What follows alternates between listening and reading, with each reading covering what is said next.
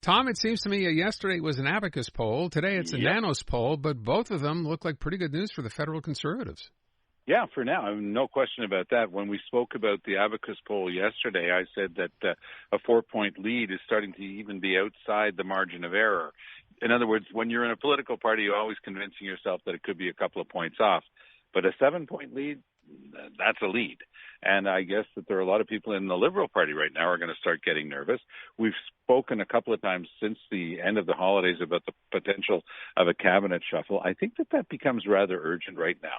Again, talking about polling and stuff, we saw that there was a poll out yesterday that said, oh, you know, Canadians don't really blame the government. They blame the airlines and so forth. But I think at the end of the day, they blame the government. And I think that Mr. Trudeau better show some action. He's got some really good stuff, you know, in his repertoire. His foreign trips when he was there with Biden and Obrador in Mexico, the Three Amigos, he's great at that stuff. But now he's got to get home, and he's actually got to show some interest in running the government. Because if he's asking for another mandate, it's to run the government. And I think that that's where the Conservative lead is opening up right now, because Canadians overall are starting to get the impression that the government is really not being well run. So I have a question, and I know there's a bit of an issue between, I know you mentioned this before, you also wrote about it in the Gazette. You think we're getting closer and closer to a federal election. There are some who think, no, it's not in the offing. If you're the government and you see, say, 2 polls, or maybe it's 3 polls like this, showing that lead sort of get wider and wider, what's your first reaction? We need to call an election, or we need to wait? Well, they don't want to give Poilievre the time to start settling in, and they don't want these numbers to start getting more solid. The House comes back in about 10 days. Trudeau's great in question period. Again, you know, it's what your strengths and your weaknesses are. The Conservatives tend to be a little bit haywire during question period. Everything is too strong. Everything is a screaming match, and that's a bit off-putting. So if they learn how to control themselves a bit more, they might start attracting more voters across the country. I still know Trudeau enough, and I do know him, you know, for having worked up close and personal against, you know, being there with him. I know his character, and his character is all in. If anybody starts to have the vaguest inkling that maybe he should hang up his skates, he's going to call an election. He's going to go all in. I'm already told inside that he has told his MPs to get ready for a call. Be ready. They're not saying the call's in March, but be ready as of March for a call.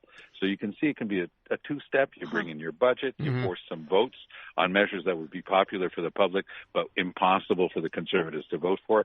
And you go to the public and you say, look, do you want these guys, the Grinch who stole Christmas, or do you want us? We're Santa Claus. We give you stuff all the time, so vote for us. So if it's that. You say you know his character and he's an all-in character, what would you do in this circumstance? Would you want to go all in and say, yeah, let's get on it before Poilievre gains any more speed, or would you want to wait a little bit? Well, it depends where you are in your cycle, because every politician, no matter how good they are, and Trudeau's a great politician, there's a best before date on you. You've got one of those little plastic clicky things that you find on your loaf of bread. And Trudeau's in his 8th year in power. And when he goes to the poll next time, he's going to be saying, you know what? I want you to give me a mandate for another 4 years. That would be like 12 years. And the average Canadian is going to say, 1, we don't like putting all our eggs in the same basket. We like rotation. 2, you do some things great, but the Canadian government right now, you can't get a passport. You know, these are sort of the basic things that a government's supposed to know how to do, and they don't know how to do them anymore. And so people are starting to judge them on that. I think that Trudeau also senses that there are teams lining up. I am told by people in the party and at the highest level in Toronto that Anita Anand, who is a redoubtable politician, is preparing. She's getting stuff in place in case there is a leadership. And, of course, Chrystia Freeland's made no secrets of the fact that she'd love to replace Trudeau. 2 very strong women, ministers there for potential contenders. But Trudeau's, you know, he gave a lot of signals after he got his second minority that he might pack it in. Maybe these polls will push him over the edge, because there is a lot of talk out there that it is about time that he hung up his skates. But I do think that Trudeau is going to give it one more shot and tell everybody in his party, look, I'm still the boss here, and nobody's going to challenge that. This is not somebody who's, being rushed out the door. This is not Andrew Scheer. This is not Erin O'Toole. This is Justin Trudeau. He's brought that party back from – they had barely 25 or 30 seats in the House, brought them back to a majority and then 2 minorities. He's won 3 elections, so they better not fool around with him, because he knows he's got a lot of attractivity for the average Canadian. So speaking of packing it in, what do you think of Jacinda Ardern calling it quits, saying she just doesn't have it in her anymore to do the job? Well, we've talked about this, and it's not just the mayor of Trois-Rivières or the mayor of or a councillor in Pointe-Claire overall, the world that we live in today has grown angrier and more immediate, and it's no longer just online where cuckoo birds can exchange, who can come up with the meanest thing to say about this or that or the other politician. They're coming out of their computers now. They're showing up in council chambers. They're showing up, throwing stuff at people, going after them. On doorsteps. And I think that getting good people into politics today is going to get harder and harder. And that's a shame because, you have to understand that the hours, nobody likes politicians when things aren't going great. But I will say one thing for the class generally, they're really hardworking.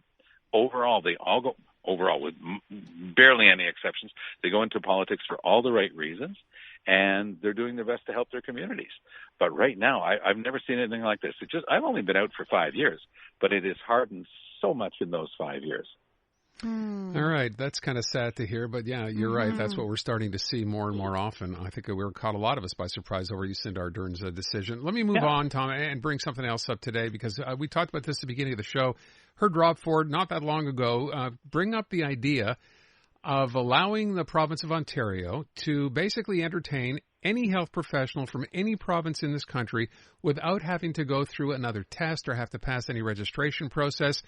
Is that a direct blow to other provinces? Because he mentioned Quebec specifically, said if you're a nurse in Quebec, you can just come to Ontario. And I thought, is that something Francois Legault knew was coming, or how is he going to react to that? Well, that sort of credentialing from province to province is pretty commonplace.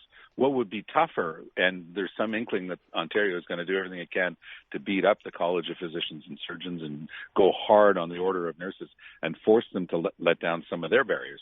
We just got a decision yesterday from the Commissioner of Professional Exams here in the province of Quebec that blasted the Order of Nurses, postponed the next exam, said essentially the last one counts for nothing if you flunked it. In other words, you're only allowed to fail 3 times. That one's not even going to be considered anymore. And there's going to be a lot of explaining that's going to have to be done because they wanted to set the standards at university level. And so this has been an arm wrestle going back, even when I was there as president of the Quebec Professions Board back in the day, this was a big issue then. So you can see that they have their own interest in making it as tough as possible, trying to control things. People who have already been through the tough system to get accredited here might have a little bit of reticence to say, well, who exactly are we going to be letting in to practice these different professions? But from province to province, the credentialing has never been that much of an issue because it's essentially the same boards that look at credentialing and approving and accrediting the hospitals. So there is much closer similarity between the licensing procedures, and most of them cross provincial borders already. Ford is on the right track. Basically, he's saying, I'm going to come and poach your professionals because nurses, if you're working in Gatineau, at the Gatineau Hospital as a Quebec nurse, you just cross the river, you take the bridge, cross the river, take the bus, and you're going to be making 50% more. Except maybe the argument some people might say is that 50% might be offset by the fact that it'll cost you 15% more to live there. Not if you're driving across the bridge. You can still live in Gatineau. Yeah. You don't have to move to Ottawa to work in Ottawa.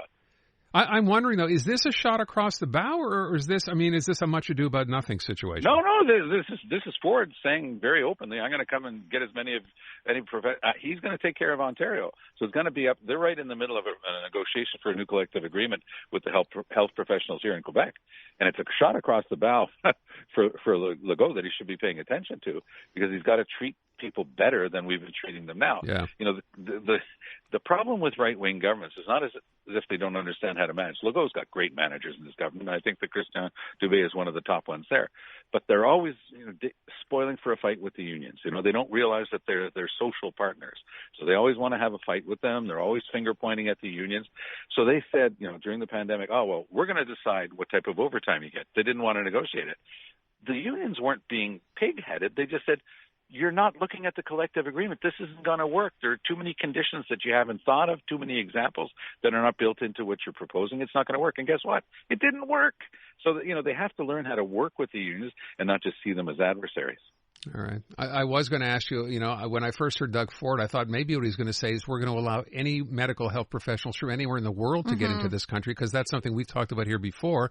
Someone comes here from Europe, they're, perfectly good, they have a degree and they end up driving a cab, and there are no provisions for them, but of course it just turned out to be other health providers in Canada. Yeah, but one of the problems, especially depending on what level of medical profession you're talking about, but for MDs, it's getting them a place so that they can be in a resident program, so that they can actually have their skills upgraded, standardized and tested. Right. And so those positions are few and far between because it's expensive to train. But it's a heck of a lot less expensive to take somebody who's coming in from, as you say, a country in Western Europe. But I used to always get that argument back, when I was taking care of the professions here in Quebec. Oh, their standards aren't like ours. One of the guys who worked with me at the Office des Professions looked at the guy from the College of Physicians and Surgeons and said, really, eh? She says, if you're traveling in the south of France and you have a heart attack, they offer to take you to a local hospital, you're going to say, no, I don't think you've got good credentials. And the guy just mumbled and walked away. Fair enough. Good point. All right, Tom, thank you.